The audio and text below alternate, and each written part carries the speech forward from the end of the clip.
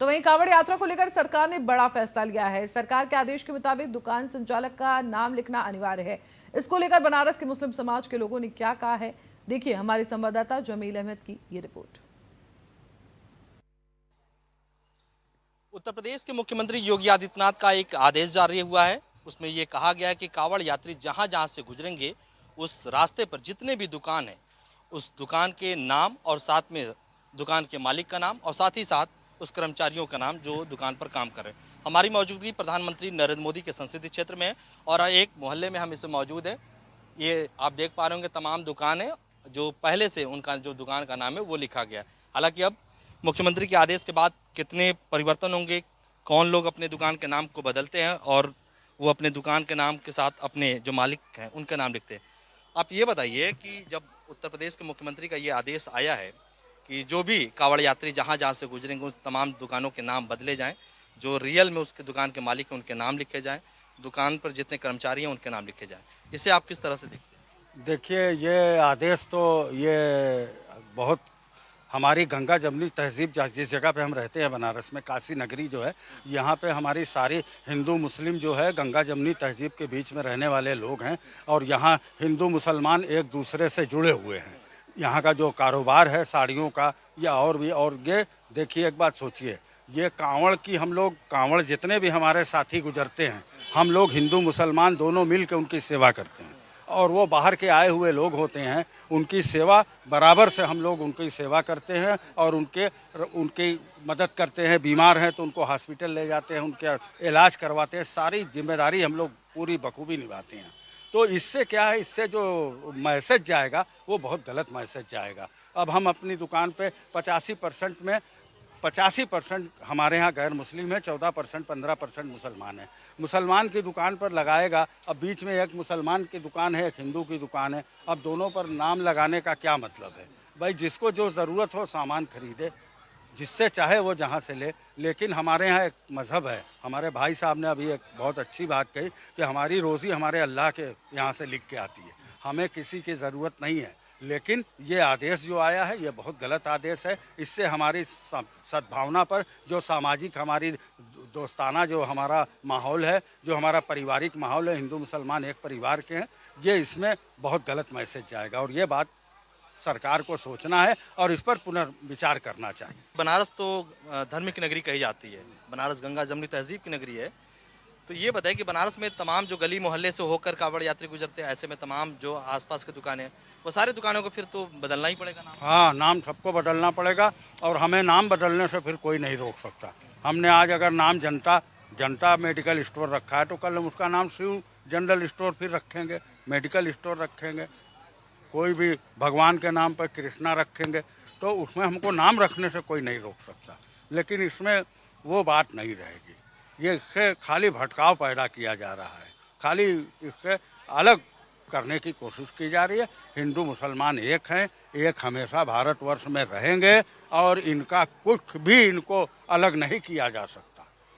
तो सरकार को इस कानून पर आप विचार करना होगा और इसको ख़त्म करना होगा। बिल्कुल, देखिए बनारस के तमाम लोगों से हमारी बातचीत हुई, उन्होंने कहा कि बनारस नहीं पूरे देश में हिंदू मुसलमान को अलग नहीं किया जा सकता क्योंकि यह देश ही सारे धर्मों को मिलाकर चलने वाला देश है। वाराणसी से जमील अहमद।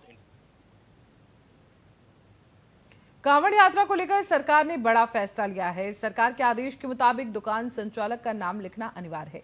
इंडिया न्यूज से बातचीत में ADG zone Meerut DK Thakur समेत दुकानदार, होटल और रेस्टोरेंट संचालकों ने बातचीत करते हुए क्या कुछ कहा, सुनिए। ये सरकार का अलग से कोई आदेश नहीं है, ये हम लोग पहले से करते रहे हैं और ये आदेश सीमित अवधि के लिए है और सीमित रूट के लिए है। इसको लेके 1-2 दिन से काफ़ी मीडिया और सोशल मीडिया में भ्रम फैलाया गया है। तो मैं कल बताना चाहूँगा कि इसकी पृष्ठभूमि जानना आपको और आपके चैनल के माध्यम से आम जनता को जानना जरूरी है। आप जानते हैं कि कांवड़ रूट जिसमें सबसे ज़्यादा रूट मुजफ्फरनगर में है, तो हरिद्वार से जब चलते हैं तो चाहे जहाँ के कांवड़िए जाएँ, हरियाणा के हों, राजस्थान के हों, उत्तर प्रदेश के हों, पंजाब के हों, सब इसी रूट से गुजरते हैं। मुजफ्फरनगर मेन प्रभावित होता है। कांवड़िए लंबी यात्रा करते हैं, यात्रा पैदल चलते हैं, कुछ डाक कांवड़ चलते हैं, कुछ डीजे साथ लेके चलते हैं। तो यात्रा के दौरान जैसो वो ढाबे में, रेस्टोरेंट में, होटल में जाकर के खाना पीना भी खाते हैं, पेयजल पीते हैं।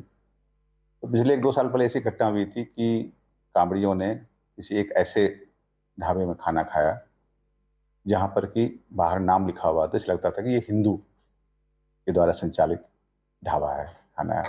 खा के निकल गए, शायद बाद में उन्हें पता चला कि नहीं, ये तो हिंदुओं का नाम फर्जी लगाया गया है। इस ढाबे के मालिक और यहाँ पर काम करने वाले कर्मचारी दूसरे समुदाय के हैं। इस बात पर लेकर दोनों पक्ष में विवाद भी हुआ, तोड़फोड़ हुई, मारपीट हुई। तो ऐसी घटनाओं को ध्यान में रखते हुए और भविष्य में ऐसी घटना ना हो, दोबारा रिपीट ना हो, तो पिछले साल से ही मुजफ्फरनगर में पिछले साल भी ये कराया गया था। कांवड़ रूट के सभी दुकानों को सर्वे भी कराया गया, देखा भी गया था और सबको निर्देश दिया गया था कि ऐसी कोई स्थिति उत्पन्न न हो। सरकार ने जो फैसला लिया है कुछ सोच समझ के ही ठोस कदम उठाए होंगे इस विषय में, क्योंकि इस विषय में काफ़ी पहले पिछली यात्रा में काफ़ी दिक्कतें पेश आई थी। कांवड़ियों ने काफ़ी हंगामा किया था और लोगों की भावनाओं को देखते हुए और कांवड़ियों को सुविधा को देखते हुए सरकार का फैसला व्यक्तिगत रूप से लिया हुआ तो है नहीं, देश हित में ही लिया गया होगा।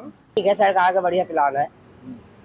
हमारा तो नाम बिल्कुल फिक्स होकर लगता है, यहाँ हम वोट चिपका देते हैं, जितना माल बेचते हैं हम जो है हर एक चीज़। देखिए, सरकार का हर कदम जो होता है वो हमेशा और इस सरकार का कदम जो होता है, ये सरकार इस कदम पे है कि जो भी किसी को भी असुविधा ना हो।